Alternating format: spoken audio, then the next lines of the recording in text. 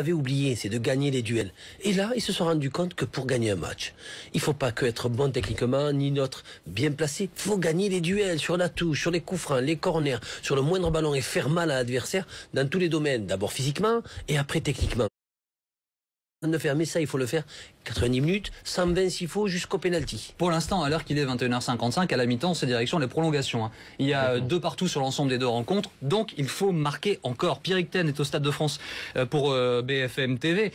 Les supporters, c'est vraiment le 12e homme pour l'instant. Il y a une très belle ambiance dans ce Stade de France qui pousse derrière les Bleus Didier Deschamps. Hein. Oui, absolument. Ils répondent un petit peu à leurs homologues ukrainiens qui avaient mis une très très grosse ambiance au stade olympique à Kiev.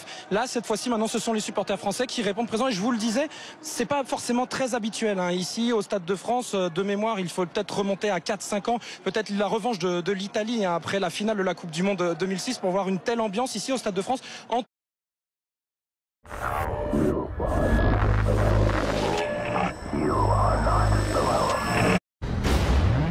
To those of you who know of his location. Pour l'instant, il est à 45 minutes du Brésil. Qu'est-ce qui peut se passer en deuxième mi-temps? Franchement, on a vu une première mi-temps exceptionnelle, Grégory Coupé, là. Bah que la catastrophe serait que les Bleus relèvent le pied un peu de l'accélérateur. J'espère qu'ils tiendront ce rythme, que nerveusement ils seront costauds et qu'ils n'iront pas faire. On a vu Mamadou Sakho après un jaune, donc c'est une chose importante pour notamment quand on voit toute l'agressivité qu'il a dans les duels. Donc voilà, c'est arrivons maîtriser.